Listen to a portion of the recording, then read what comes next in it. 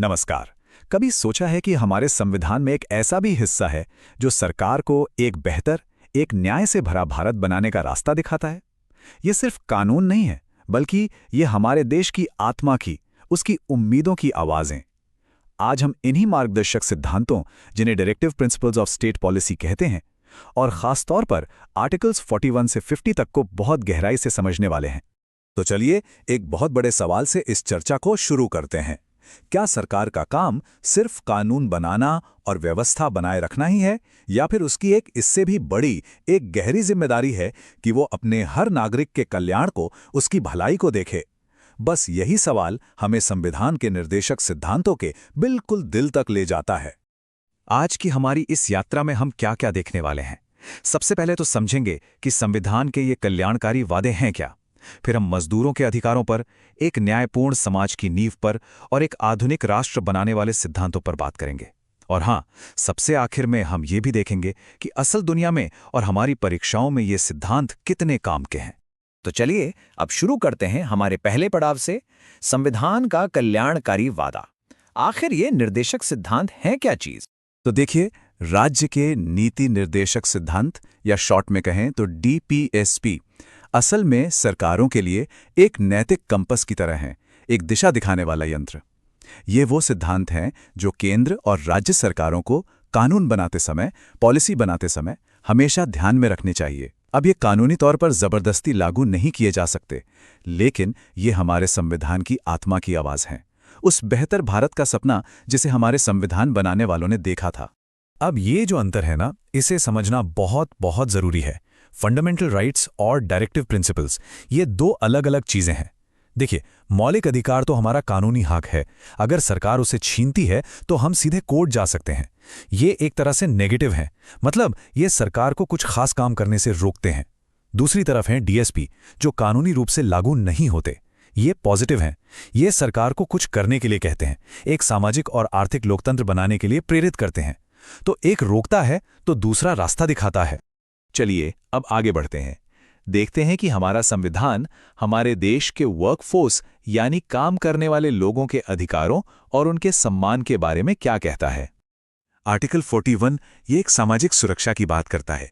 ये कहता है कि स्टेट, मतलब सरकार, अपनी ताकत के हिसाब से लोगों को काम, शिक्षा और जरूरत पड़ने पर सार्वजनिक मदद देने की कोशिश करेगा, जैसे बेरोजगारी में, बुढ़ापे में या बीमारी में। यहां पर यह लाइन बहुत जरूरी है, अपनी आर्थिक क्षमता की सीमाओं के भीतर। इसका मतलब है कि ये बड़े लक्ष्य हैं और देश जैसे जैसे आर्थिक रूप से मजबूत होगा, वैसे वैसे इन्हें हासिल करेगा। अब आता है आर्टिकल 42। ये इस बात पर जोर देता है कि काम करने की जगह ह्यूमेन होनी चाहिए, मतलब मानवीय होनी चाहिए। सिर्फ सेफ्टी ही नहीं, बल्कि एक सम्मान भरा माहौल भी होना चाहिए। और इसी सिद्धांत से प्रेरणा लेकर भारत में मैटर्निटी बेनिफिट एक्ट जैसे कानून बने, जो काम करने वाली महिलाओं को मातृत्व अवकाश का अधिकार देते हैं। आर्टिकल 43 एक लिविंग वेज की बात करता है।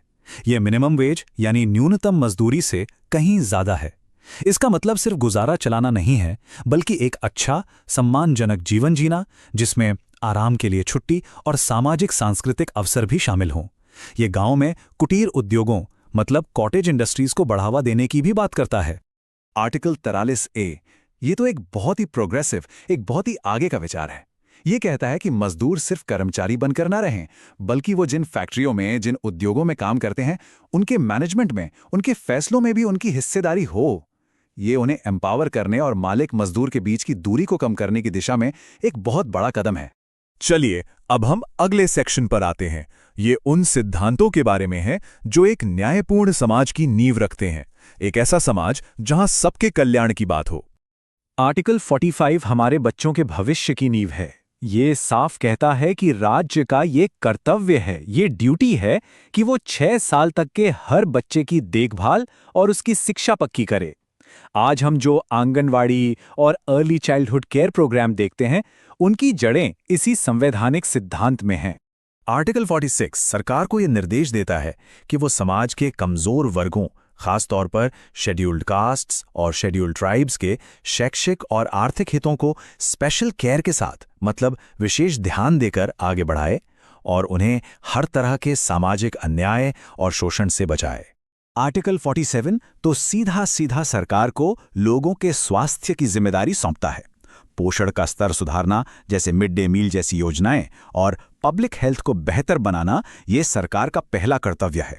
इतना ही नहीं, कुछ राज्यों में जो शराबबंदी जैसे कानून हैं, वे भी अपनी प्रेरणा इसी आर्टिकल से लेते हैं। हमारा अगला पड़ाव उन सिद्धांतों पर है जो एक आधुनिक, एक वैज्ञानिक और न्यायपूर्ण भारतीय राज्य की तस्वीर खींचते हैं। अब बात करते हैं आर्टिकल 44 की।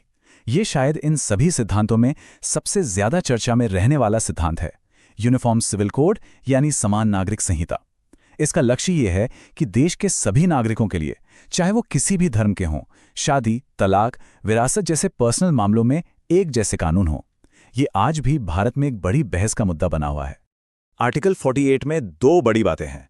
पहली, कृषि और पशुपालन को मॉडर्न और साइंटिफिक तरीकों से आगे बढ़ाना, और दूसरी, गायों, बछड़ों और दूसरे दुधारू और खेती के काम आने वाले मवेशियों की नस्लों को बचाना, उन्हें बेहतर बनाना और उनके वध पर रोक लगाने की दिशा में काम करना।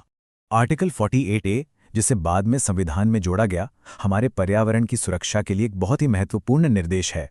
ये कहता है कि सरकार की ये कोशिश होनी चाहिए कि वो देश के पर्यावरण, जंगलों और वन्य जीवों की रक्षा करे और उन्हें बेहतर बनाए। आर्टिकल 49 हमारी ऐतिहासिक धरोहर, हमारी विरासत का रक्षक है। ये कहता है कि ये राज्य का कर्तव्य है कि वो हर राष्ट्रीय महत्व के स्मारक को, हर उस जगह को, हर उस चीज को टूट फूट से, नुकसान से बचाए, ताकि हमारी आने वाली पीढ़ियां भी हमारे इतिहास पर गर्व कर सकें। और आखिर में आर्टिकल 50, जो लोकतंत्र के एक बहुत बड़े स्तंभ की बात करता है, न्यायपालिका की स्वतंत्रता। ये कहता है कि न्याय करने वाली संस्था यानी हमारी अदालतें और शासन चलाने वाली संस्था यानी सरकार, ये दोनों अलग अलग होनी चाहिए। ये इसलिए जरूरी है ताकि हमारी न्यायपालिका बिना किसी दबाव के निष्पक्ष होकर काम कर सके। तो हमने सिद्धांतों को तो समझ लिया, अब चलिए अपने आखिरी सेक्शन में ये देखते हैं कि असल जिंदगी में इनका क्या मतलब है और हाँ, परीक्षाओं के लिए क्या जरूरी है। तो सबसे जरूरी बात यह है कि भले ही डीएसपीसी को सीधे कोर्ट में लागू नहीं किया जा सकता, लेकिन उन्होंने भारत में कई बड़े बड़े कानूनों को जन्म दिया है। मैटरनिटी बेनिफिट एक्ट आर्टिकल 42 से प्रेरित है। मिनिमम वेजेस एक्ट आर्टिकल 43 की भावना को दिखाता है। Wild life protection act article 48A को जमीन पर उतारता है। ये दिखाता है कि कैसे ये सिद्धांत देश के कानूनी ढांचे को लगातार एक आकार देते रहते हैं। अच्छा, जो लोग परीक्षाओं की तैयारी कर रहे हैं उनके लिए ये स्लाइड एक खजाने की तरह है। चलिए क्विक रिवीजन करते हैं। आर्टिकल 41 काम का अधिकार, 42 काम की मानवीय दशाएं, 43 living wage, 44 uniform civil code, 45 बच्चों की देखभाल, 46 कमजोर वर्गों का उत्थान, 47 पब्लिक हेल्थ, 48 कृषि, 49 स्मारकों की सुरक्षा और आर्टिकल 50 न्यायपालिका और कार्यपालिका का अलगाव। रिवीजन के लिए इसका एक स्क्रीनशॉट लेना तो बनता है।